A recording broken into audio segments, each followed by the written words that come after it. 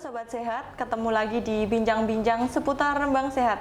Kali ini kita akan membahas topik yang sangat serius ya mungkin ya, tentang hantavirus. Jadi tampak terlihat seperti flu biasa tetapi bisa menyebabkan kematian. Hari ini kita sudah ditemani oleh narasumber yang sangat keren ya. Kita juga sudah pernah mengundang Dr. Johannes Budiadi atau yang biasa kita kenal dengan Dr. John Budi Dok. Ya. Beliau ini merupakan subkoordinator pencegahan dan pengendalian penyakit menular. Apa kabar dokter? Baik, sehat ya. Ya, kalau di Dinkes, Dr. John ini terkenal dengan motivasi untuk aktivitas fisik ya dok.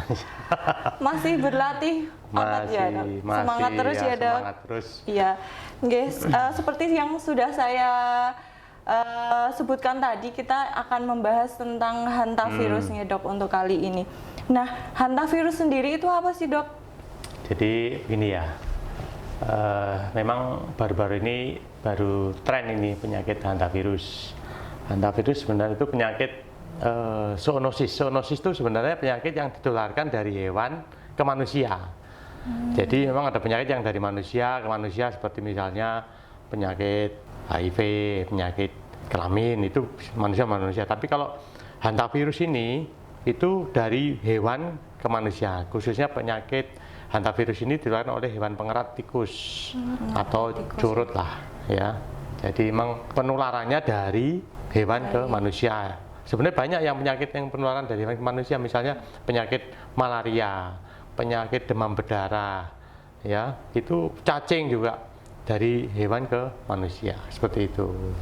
Berarti hampir sama dari hewan ke manusia aja nggak dok? Ya, jadi sebenarnya kalau kita melihat dari penyakit hantavirus itu penyebarannya dari feses atau urin atau dari katakanlah mungkin kotoran tikus yang sudah mengering kemudian terbawa angin lah terhirup oleh manusia itu bisa nular. Malah yang sudah kering gitu ya dok? Iya. Jadi karena penularannya lewat semudah itu berarti dok? Sebenarnya kotoran dari tikus atau hewan pengerat yang mengandung hantavirus. Oh gitu ya. Itu virus itu sebenarnya awalnya dari mana sih dok? Atau pertama kali ditemukan di mana? Sebenarnya kalau kita bicara masalah hantavirus itu kan sejarahnya panjang ya. Sebenarnya sudah ada dari dulu ya hantavirus itu. Cuman terakhir-terakhir berita ini kan ramai karena ada kapal pesiar yang dari Argentina ke Afrika Selatan itu. Jadi ada penumpang sekitar 150 orang atau 149 orang itu. Ternyata 3 dari 149 orang itu terjangkit hantavirus. Nah, jadi kebetulan hantavirus ini spesiesnya lain. Jadi yang termasuk spesies Andes yang bukan menular dari hewan ke manusia, tapi dia bisa menular dari manusia ke manusia.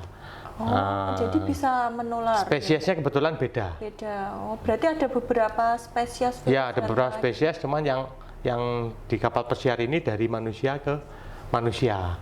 Jadi yang kebetulan yang di Indonesia ini memang dari tahun 2024 sampai tahun 2026 ini data dari Departemen Kesehatan itu ada sekitar 23 atau 24 orang yang terkena hantavirus dan 3 meninggal. Tapi masih dalam penularannya dari kotoran hewan tadi ke manusia. Bukan dari manusia ke manusia ya, spesiesnya yang di Indonesia ya dok.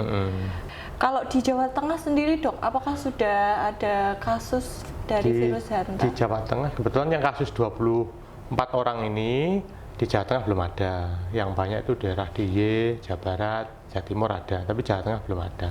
Berarti di Rembang belum ada. Makanya kita sampaikan ini kan mudah-mudahan ya tidak ada, tapi paling tidak ini kita lebih bisa menjaga diri lah, hati-hatilah itu. Ya. Tadi kan penularannya adalah dari hewan pengerat yang salah satunya adalah tikus ya dok. Ya. Sebenarnya penyakit yang ditularkan tikus itu banyak ya, ada leptospirosis ya. Ya sebenarnya penyakit hantavirus ini sebenarnya ibaratnya kalau kita tertular itu gejalanya hampir sama, namanya penyakit virus itu hampir sama sebenarnya. Jadi Kadang-kadang orang yang bersentuhan dengan virus dengan tikus pun tidak tersentuh karena memang tikusnya tidak mengandung Tikusnya virus. sehat, Ya, itu tidak mengandung virus. Oke, tidak mengandung Ya, virus hanta ini ya. Ya. Jadi kalau kita bicara penyakit itu kan dari host, agent dan lingkungan ya. Kebetulan tikusnya ini mengandung hantavirus, bisa kotorannya mengering, nah, kotoran ini mengandung hantavirus itu bisa nular ke manusia. Nah, terbawa angin, nah, terhirup kita bisa kena itu. Berarti sebenarnya virus yang tikus yang membawa pun tidak sakit. Nggak ada ya, Dok? gejalanya tikusnya. Oh, gitu, nggih. Kalau seperti yang saya baca itu kan gejalanya itu awalnya tampak seperti flu gitu ya, Dok. Kalau sebenarnya gejala dari hantavirus sendiri seperti apa, Dok? Sebenarnya kalau kita bicara virus tuh gejalanya hampir sama semua ya. Virus itu kan tentunya ada panas. Demam Ya, dulu ya. demam, terus ada sakit kepala, nyeri otot, itu khas sekali memang gejala tikus. Cuman hantavirusnya kan inkubasinya ini sekitar 1 sampai 10 hari. Ya, jadi ada orang yang flu nggak sembuh-sembuh, panas tinggi nggak sembuh-sembuh. Nah, mungkin kita perlu lebih teliti, lebih menggali lebih dalam lagi, apalagi misalnya mereka bekerja di misalnya ladang-ladang yang mungkin populasi tikusnya banyak atau mungkin di gudang-gudang. Nah, itu kan kita mesti menggali lebih dalam lagi, barangkali ada kemungkinan seperti itu. Setelah diamati, katakanlah mungkin dia kencingnya menjadi kuning, ya kita sudah curiga mungkin ada faktor zoonosisnya itu. Berarti lebih mungkin ke screening kontaknya dengan hewan tikus tadi ya? Ya, kita melihat latar belakang pekerjaannya, risikonya saja itu. Oke. Oke. Kalau untuk masyarakat nih, Dok, kapan kita harus ke vaskes gitu kan? Itu biasanya kan masyarakat kita kalau flu biasa gitu kan enggak pada berobat gitu. Lah ini kapan kita harus ke vaskes untuk memastikan itu hantavirus atau tidak? Sebenarnya kalau kita pengen memastikan tuh agak sulit juga karena diagnosa hantavirus kan pemeriksaan jelas dengan PCR paling untuk mengetahui virus itu PCR ya. Tapi dari gejala-gejala klinisnya, risiko pekerjaannya ya, kemudian dari gejala yang kita amati, biasanya hantavirus kan yang diserang kan kebanyakan kan saluran pernapasan ya, paru-paru, dan ada lagi yang misalnya ada gangguan fungsi ginjal, bisa gagal ginjal akut. Jadi pengobatan kita itu cuman istilahnya mensuportif saja, jadi jangan sampai dia keluhan tambah berat. Dalam arti misalnya dia timbul sesak ya kita berikan oksigen. Mungkin kalau di rumah sakit mungkin perlu ventilator ya, mungkin ada juga mungkin beberapa antivirus. Tapi intinya tidak ada obat atau vaksin yang khusus spesifik untuk hantavirus ini. Berarti belum ada. Belum obat, ada, okay. Sifatnya suportif mendukung supaya jangan dia gejalanya tambah berat. Berarti Gitu. menangani gejala-gejala yang muncul seperti Ya. itu ya, Dok. Nah ini apakah sebenarnya virus ini tuh berbahaya, Dok? Apakah misalnya terjangkit ke orang yang misalnya punya komorbid itu akan lebih berbahaya atau bagaimana? Sebenarnya kalau berbahaya, hantavirus ini semua berbahaya ya, karena yang di saluran pernapasan otomatis Bisa sesak juga ya, Dok? bisa sesak, akibatnya kan bisa meninggal juga, tapi angka kematiannya mungkin ya sekitar 15 sampai 50% lah. Apalagi dia bisa gagal ginjal akut ya, kemudian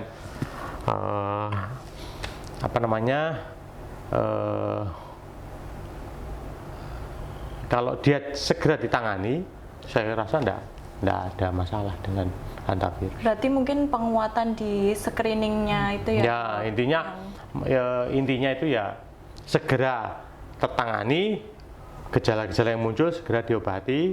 Nah, Dok, untuk pencegahannya sendiri, Dok, biar masyarakat di Rembang itu tidak ada yang terkena virus hanta seperti apa? Ya, sebenarnya ini yang penting ya. Jadi semua penyakit itu memang harus awalnya itu pencegahan. Ya, jadi kalau penyakit menular, pencegahan apalagi penyakit hantavirus yang penularannya dari zoonosis tikus tadi, pencegahannya otomatis ya kita harus semua penyakit menular itu pencegahannya utama adalah kebersihan. Ya, penyakit menular apa aja itu kebersihan. Penyakit demam berdarah, penyakit tipes, semua kebersihan. Ya, kemudian karena dia penularan dari tikus, ya kita sebisa mungkin jangan sampai ada tikus di rumah. ya otomatis kan. Berarti kalau tikus di rumah itu kan berisiko. Kemudian makanan-makanan jangan sampai tercemar tikus. Ibaratnya kalau kita ada tikus sampai masuk ke rumah, dia sempat pasti yang cari makanan kan, otomatis kan makanan-makanan bisa tercemar. Nah, kemudian tikus bisa kotoran-kotoran tikus bisa di mana-mana, itu berisiko. Kemudian orang-orang yang bekerja di perkebunan yang banyak tikus, di ladang banyak tikus atau di gudang-gudang, itu harus tetap menjaga kebersihannya. Itu pencegahannya. Nah ini jadi kan tadi pencegahannya sudah ya dok, terus gejalanya sudah, terus dari dokter John sendiri apa pesan untuk masyarakat Rembang ini supaya terhindar dari virus Hanta?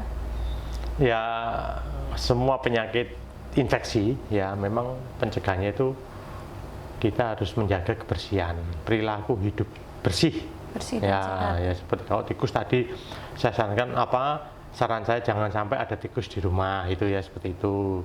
Terus kemudian kalau kita bekerja ke gudang atau perkebunan, paling enggak kita tetap menjaga kebersihan dan memakai pelindung diri, entah sepatu, entah setelah bekerja cuci tangan. Kemudian yang utama adalah menjaga daya tahan tubuh, karena semua penyakit infeksi virus itu memang kebanyakan menyerang tubuh yang kondisinya lemah, sedang down gitu ya. Harus tetap menjaga kondisi tubuh. Berarti gimana dok, aktivitas fisik juga ya dok? Ya macam-macam, bisa menjaga tubuh, bisa aktivitas cukup, kemudian gizi yang cukup, istirahat yang cukup itu. Ya, oke, berarti pesannya itu tetap apapun virusnya ya dok, kita harus kekebalan tubuh kita ini harus bagus nih. Salah satunya adalah dengan germas mungkin ya dok, menerapkan gerakan hidup bersih dan juga sehat.